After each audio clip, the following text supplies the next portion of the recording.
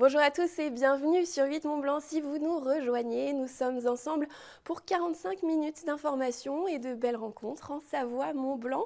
Voici tout de suite le programme de ce nouveau numéro d'Accès Direct.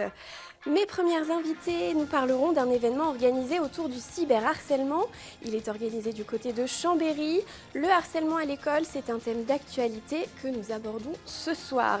Nous resterons également dans le thème de l'agression et de l'autodéfense avec le Krav Maga. La discipline regroupe des techniques et des gestes pour se défendre face à un agresseur. Des femmes ont créé un club à Ville-Lagrand, elles seront avec nous. Et puis nous aborderons un tout autre thème pour notre dernière rubrique puisque nous partons en station. Les vacances de février battent leur plein et ce soir, Pradly Saumon est avec nous sur le plateau d'Accès Direct. Mais avant d'accueillir ses invités, place au titre du journal avec Sébastien Germain. Salut Victoire. Salut Seb. Tout à l'heure dans le JT, on parle d'abord d'une station hydrogène. Oui, c'est toi qui t'es rendu la semaine dernière du côté de la Motte-Servolex en Savoie pour découvrir cette première station de recharge d'hydrogène en Europe, donc une première européenne sous l'égide donc de la région Auvergne-Rhône-Alpes et du département. Donc on verra que c'est sûrement l'avenir. Et puis ton deuxième titre m'échappe. La maison des livres, le manoir des livres du côté de Lucinge près d'Annemasse, un espace dédié aux livres d'artistes. Un espace qui a été voulu par Michel Butor, écrivain qui a vécu de très nombreuses années dans cette petite commune et qui a laissé une vraie empreinte. On verra donc tout ça tout à l'heure à Merci. 18h30. Merci Seb. On passe à notre première rubrique et elle est consacrée à un thème d'actualité, le cyberharcèlement. Pour en parler, j'accueille sur ce plateau Chantal Mancaret, vice-présidente de la MAE Savoie, et Valérie Bernard, directrice du réseau Canopé de la Savoie. Bonsoir mesdames. Bonsoir. Merci d'être avec nous sur le plateau d'Accès Direct. Pour petit rappel peut-être déjà, la MAE, donc c'est le numéro 1 de l'assurance scolaire, et puis le réseau Canopé, il accompagne les enseignants dans différents domaines, la pédagogie, le numérique. Arrêtez-moi si je me trompe. Non, c'est ça, vous avez raison. Et vous êtes ici parce que vous organisez conjointement la journée de sensibilisation, une journée de sensibilisation autour du cyberharcèlement qui aura lieu ce mercredi, le 19 février, au centre des congrès du Manège à Chambéry. Comment va se dérouler cette journée ? Eh bien, elle commencera par une conférence à 10h demain, avec une invitée, Bérangère Stassin, qui est auteure d'ouvrages sur la violence à l'école et sur les écrans. Et ensuite, l'après-midi, nous avons voulu compléter cette journée par des ateliers en réunissant les partenaires locaux qui permettront de donner multiples informations sur des connaissances sur le cyberharcèlement et la façon peut-être de réagir par rapport à ce cyberharcèlement, qu'on soit auteur, victime ou tout simplement témoin. Vous aviez déjà organisé une journée de ce type l'année dernière, plutôt sur le harcèlement.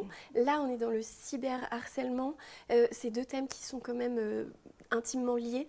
C'est un prolongement, je pense, entre le harcèlement et le cyberharcèlement. Donc l'année dernière, quand on avait fait cette journée qui s'était déroulée à Aix-les-Bains, on avait eu beaucoup de retours vraiment très intéressés de la part des enseignants et du monde éducatif en général. Et donc du coup, on a voulu continuer ce prolongement-là dans un mode plutôt numérique et digital.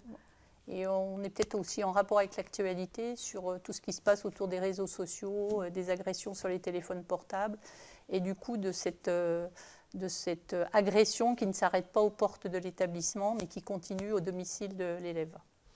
Justement, vous qui êtes en lien avec les élèves, le corps enseignant, peut-être aussi les parents, comment vous voyez évoluer ce harcèlement à l'école, ce cyberharcèlement? Est-ce que c'est encore un fait, une problématique qui est en augmentation?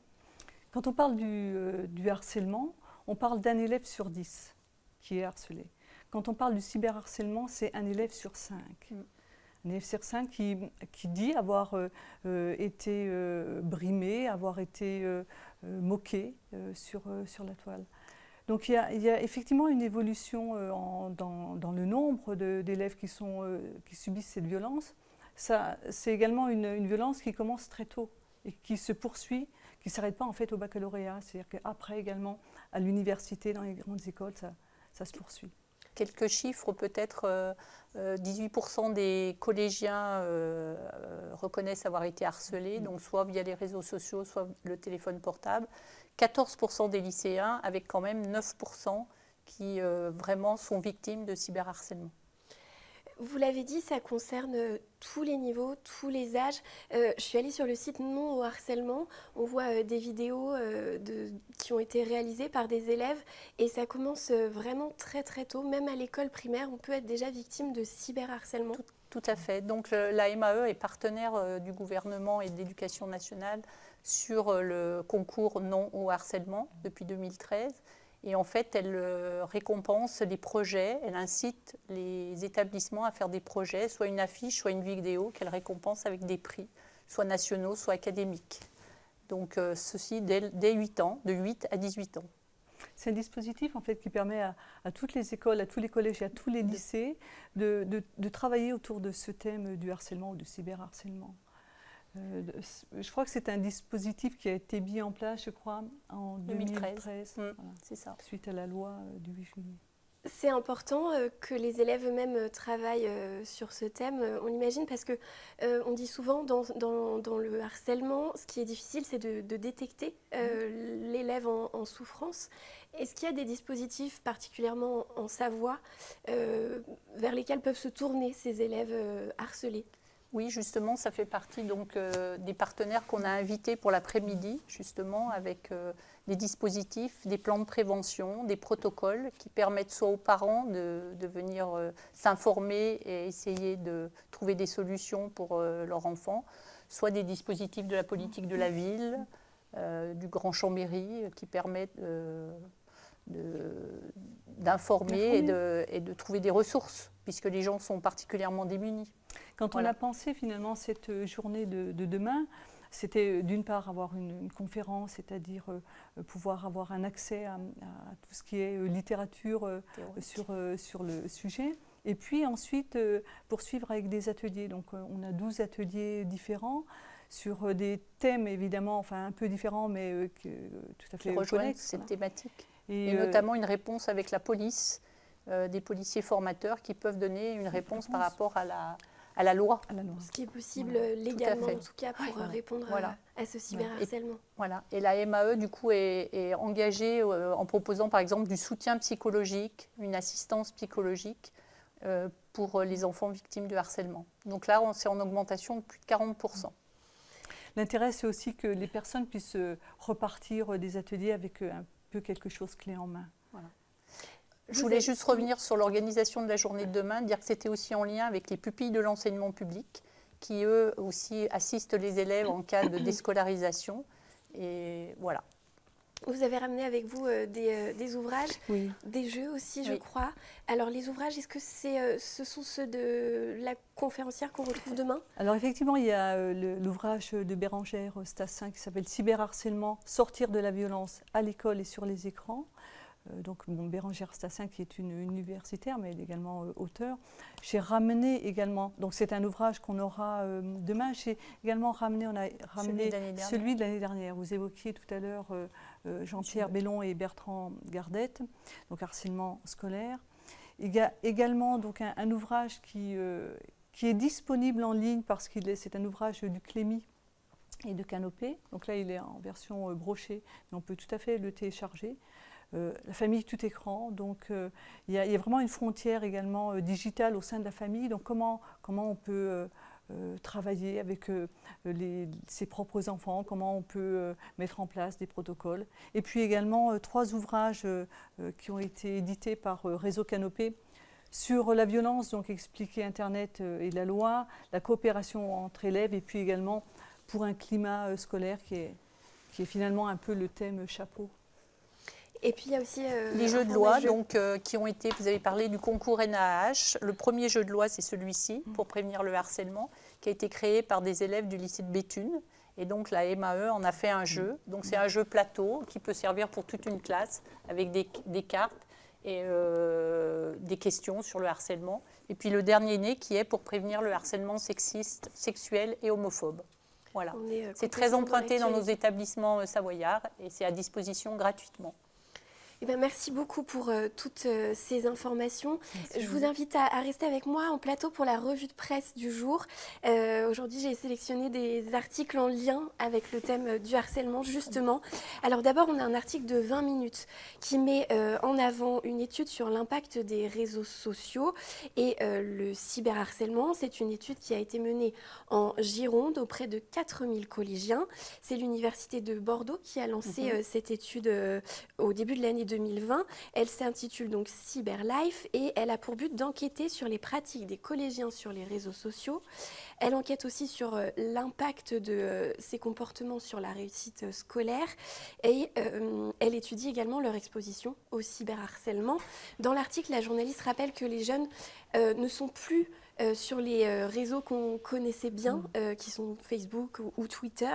Ils utilisent aujourd'hui plutôt Instagram ou TikTok, qui est un réseau social qui est en plein boom. Et on ne dispose pas d'études à ce jour sur ces réseaux et sur leur comportement sur ces réseaux. Notamment en France, c'est quelque chose qui manque.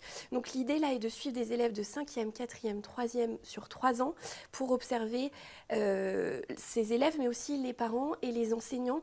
Vous l'avez dit, au sein des familles, il y a souvent une barrière ou alors les parents pensent instaurer des règles et elles ne sont pas réellement respectées. Donc il s'agit aussi d'interroger les élèves et de voir s'il y a un décalage entre ce que pensent les parents et ce que font réellement les enfants.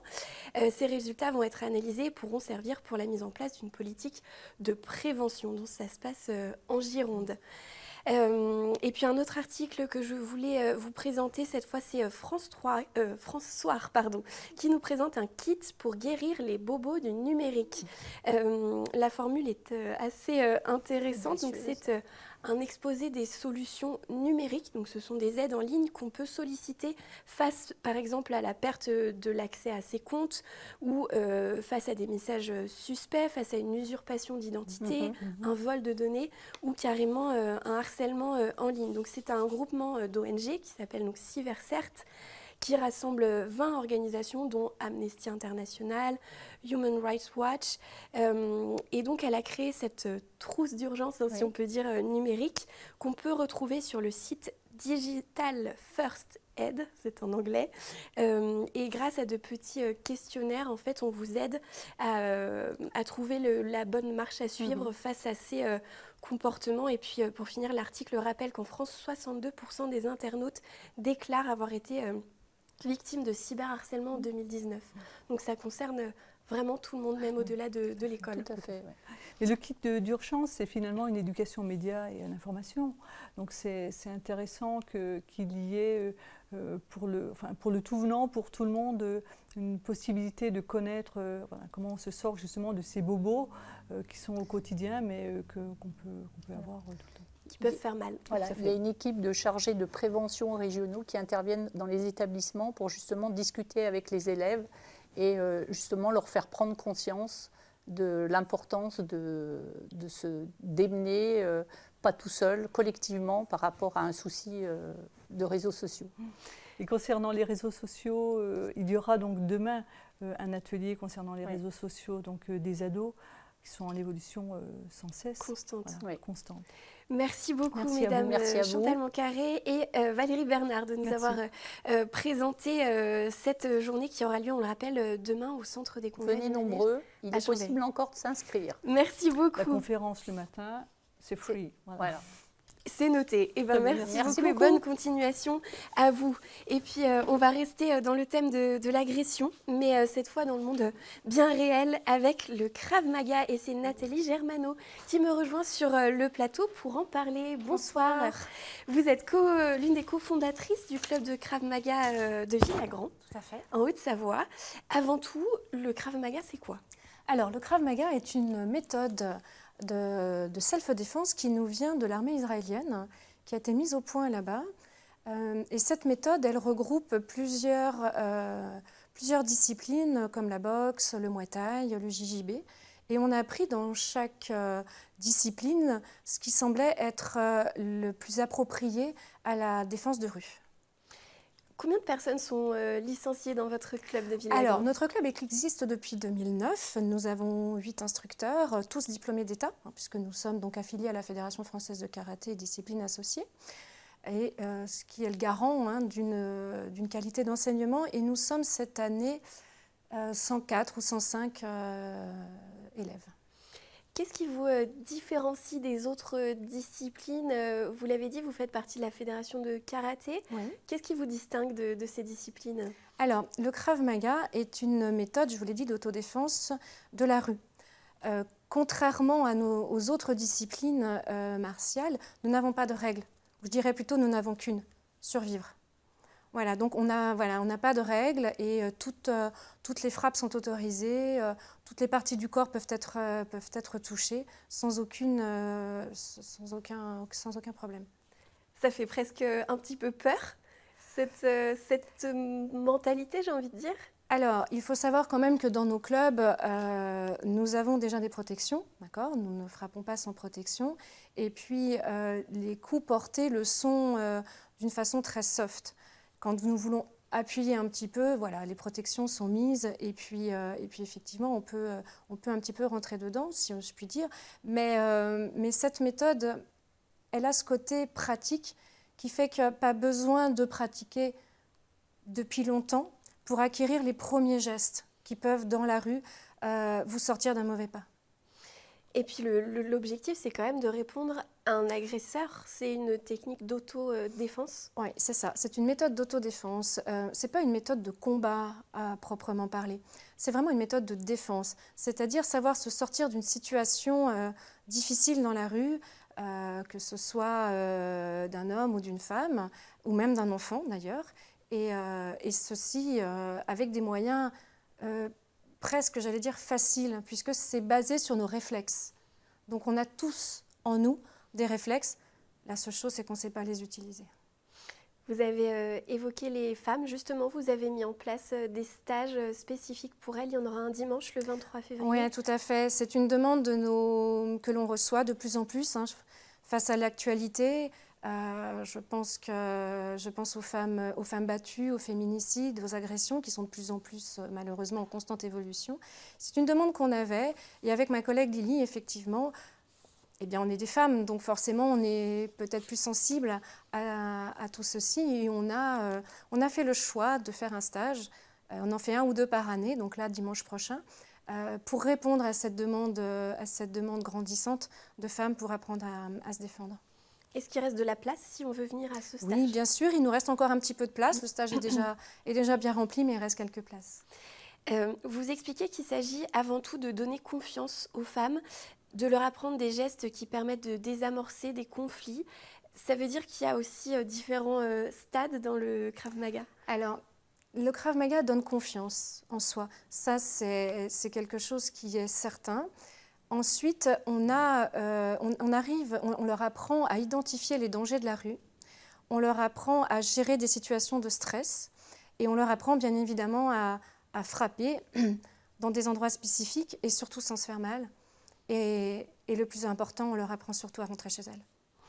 Vous me disiez en préparant cette émission qu'il y a aussi des attitudes, des moyens d'éviter un conflit ou une agression dans ces attitudes. Tout à fait. Le fait de prendre confiance en vous, dans la rue, vous allez avoir une attitude différente. Et les prédateurs, que ce soit des prédateurs sexuels ou des gens qui sont plus dans la violence, vont préférer une cible plus facile que quelqu'un qui dégage déjà une certaine force, une certaine puissance. Donc vous l'avez dit, le prochain stage a lieu dimanche. Est-ce qu'il y a un niveau minimum requis? Non, pas du tout. C'est ouvert à toute personne, de 16 à je ne sais pas quel âge. Dans notre club, ça va de 14 à 70 ans. Donc c'est ouvert à toutes les femmes et toutes les jeunes filles, puisqu'on a aussi au sein du club des jeunes filles qui viennent parce qu'elles sont harcelées à l'école. Donc en lien avec vos invités qui m'ont précédée, tout à fait. C'est quelque chose c'est une demande qui augmente aussi de savoir C'est une demande qui augmente et on a de plus en plus de demandes de coaching individuel, oui, pour des enfants harcelés. Ouais. Bon, bah merci beaucoup. On retrouve toutes les informations sur votre site internet, Krav Maga 74, c'est bien ça. Oui. Et ça se passe du côté de Ville-Lagrand. Ville-Lagrand, dimanche prochain, de 9h30 à 12h30. Et il reste effectivement encore quelques places, mais il faut faire vite. Merci beaucoup Nathalie Merci à vous. Germano d'être Bonne fin de venue journée. nous présenter le Krav Maga. Merci. À vous aussi. Au revoir. Au revoir. On va passer à notre dernière rubrique déjà et on la consacre ce soir à la station de Pradly-Saumont. Bonsoir Laurence Girard, vous êtes directrice de l'office de tourisme de Pradly-Saumont. Merci d'être avec nous en plein mois de février. D'abord, est-ce que vous pouvez nous situer un petit peu, nous présenter la station pour ceux qui ne la connaîtraient pas encore ? Eh bien, Pradly-Saumont, c'est une station qui se trouve dans les montagnes du Gifre, au cœur de la Haute-Savoie. Et les villages qui sont au pied de cette station sont les villages de Taninges et de Mieuxy. Donc, on est à une petite heure d'Annecy, de Chamonix et de Genève. Et donc, Pradly-Saumont, eh bien, l'hiver, c'est un joli domaine skiable alpin avec près de 55 km de piste et un très beau domaine de ski nordique avec plus de 50 km de fond et une multitude d'activités qui peuvent satisfaire toutes les familles et tout type de clientèle. Et on imagine que les clients sont nombreux cette semaine. On est vraiment au cœur des vacances de février. Comment se passe la saison chez vous ? Une très belle saison, puisque nous avons bien sûr attaqué avec 2 week-ends avant les vacances de Noël. Un enneigement qui est de qualité, puisque nous avons la chance d'être à 1500 mètres d'altitude. Et donc, depuis le mois de décembre, notre domaine skiable est ouvert pour le plaisir de tous. On a 80 cm de neige en bas des pistes et 1,40 m au sommet. Donc, on peut pratiquer toutes les activités. Donc, pas de soucis d'enneigement avec les dernières températures assez douces, un hiver pas très généreux en neige. Pour le coup, vous, ça va ? Alors, on a de la chance, il y a eu de très belles chutes de neige en décembre.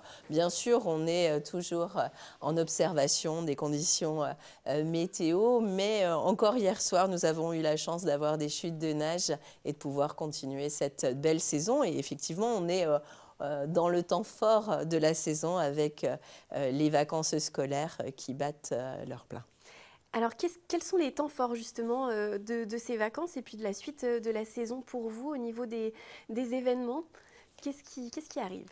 Alors, dans quelques jours, nous organisons le championnat, alors on appelle ça le championnat du monde de saumon de fondu. C'est quelque chose de tout nouveau. Un rendez-vous pour les gourmands ?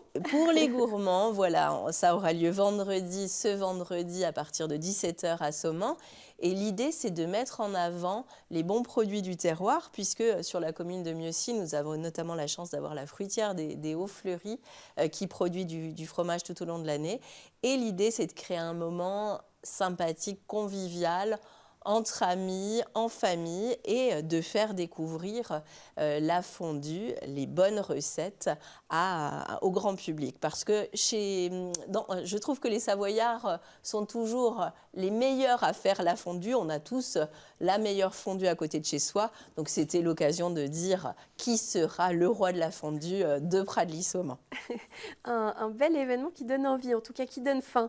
Vous avez aussi un événement de ski de randonnée qui approche, il me semble. Oui, alors en ce moment même, il y a une nocturne de ski de randonnée. Il y en aura une également jeudi 27 février du côté de Saumont. Donc en partenariat avec une marque de ski, la marque Dynastar, nous ferons découvrir gratuitement le ski de randonnée, puisque depuis cet hiver, nous avons 2 nouvelles pistes de ski de rando accessibles au public. Donc ce sont des pistes qui sont balisées, sécurisées, qui bien sûr sont ouvertes pendant les heures d'ouverture du domaine et avec une nouvelle signalétique et pour permettre aux gens qui découvrent la discipline de connaître en toute sécurité le ski de rando, mais bien sûr encadré si possible avec des moniteurs des écoles de ski. Est-ce que c'est une discipline qui, on peut dire, explose ? Parce que c'est le cas dans beaucoup de stations. Le ski de randonnée, il connaît un franc succès aussi du côté du Pradly-Saumont. Pradly-Saumont est un joli terrain de jeu pour le ski de randonnée, donc il y a des itinéraires qui sont connus. Maintenant, on trouvait de plus en plus de gens au milieu des pistes de ski alpin et il fallait bien sûr réorganiser, recadrer et surtout sécuriser la pratique. Et le fait effectivement de proposer des itinéraires dédiés permet aux gens qui veulent juste s'essayer à cette discipline et puis après aller dans des zones beaucoup plus hors piste, en autonomie, de pratiquer la discipline et d'avoir les bons conseils des services des pistes. On vous retrouve jusqu'au bout de la saison d'hiver. Est-ce qu'on vous retrouve aussi cet été? Bien sûr, puisque Pradly-Saumand et Taninges-Mieuxy, c'est une vie toute l'année et il y aura de beaux événements cet été et bien sûr le terrain de jeu naturel, la randonnée, le parapente seront là pour le plaisir de tous.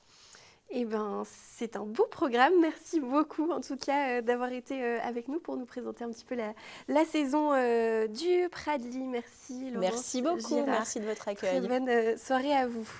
Je vous en prie, vous pouvez rejoindre la régie. Le temps pour moi de lancer une page de pub et on se retrouve juste après pour le journal de la rédaction. À tout de suite. 8 Mont-Blanc se mobilise. Les élections municipales approchent, un temps fort que nous voulons partager